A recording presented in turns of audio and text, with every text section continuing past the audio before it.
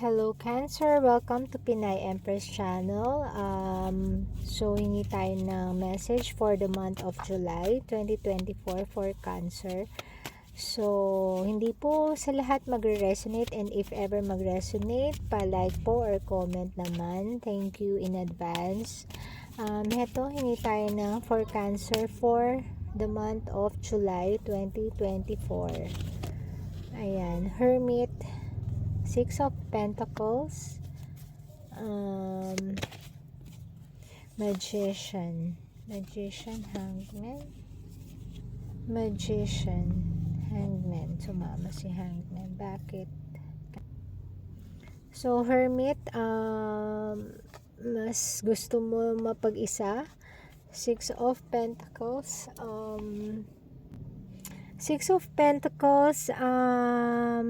meron kang mga ginagawa para sa meron kang wino-workout, and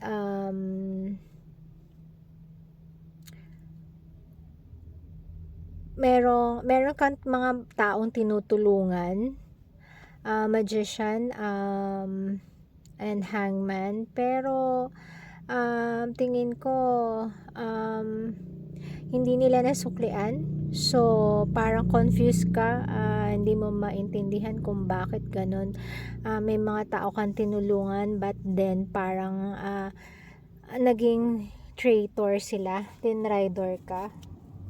So, eto, clarify natin kung ano ang for Cancer for the month of July 2024. Clarify natin tong mga ito. Ace of Swords, King of Wands, Six of Wands, Queen of Wands. Oh, may Queen of Wands. Ten of Swords, Three of Pentacles. Yung mga energy dito, Aries, Leo, Sag, Cancer, napaka-successful mo sa buhay, no?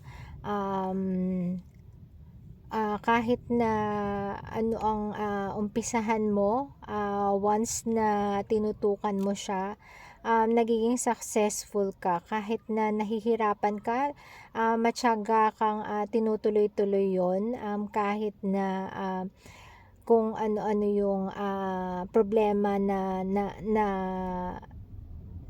encounter mo along the way, talagang pinagtsatsagaan mo, matyaga ka. So, ganun ka sa buhay, kaya ka nagiging successful.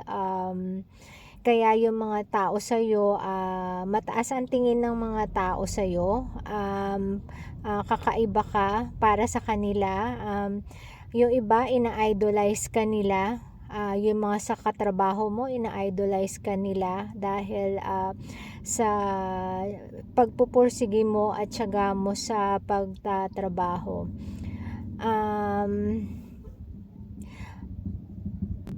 Hardworking ka din, pero sa lahat ng success na ito, meron kang feeling na na-stuck ka. So, tingnan natin, hingi tayo ng advice sa angels para sa reading mo for July 2024.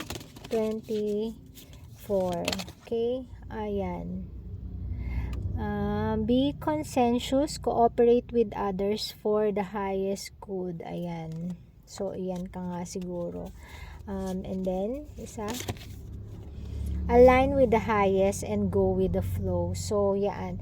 So, medyo siguro si Cancer is perfectionist, and kaya ang tingin ng mga tao sa iyo talagang with respect. Tinitreat ka nila with respect. So, masabi dito, medyo ang tingin ko dito, ang ina-advise sa'yo, mag-loose ka ng konti kasi medyo para kang perfectionist. Lahat gusto mo tama, lahat gusto mo ma-meet yung deadline, ganon. So, ang advice ito is parang mag-loose ka naman daw ng konti.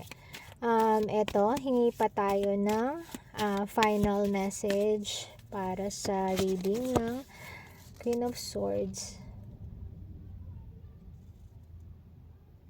Ayan. Queen. Nauna si Four of Swords.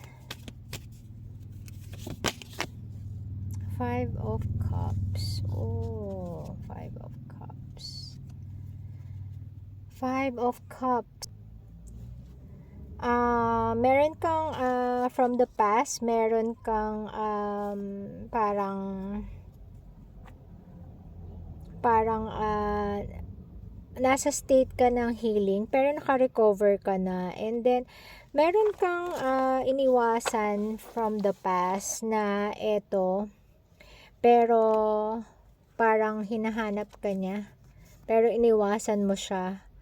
So iniiwasan mo siya kaya nagwawalo ka kasi hinahanap ka din niya. Ayan, hinahanap ka din niya pero iniiwasan mo pa rin siya. So ano po bang nangyari dyan? So may nagawa ba si Queen of Swords dati? May nagawa po ba siya? May nagawa po ba kaya mo siya iniwasan before? Ayan.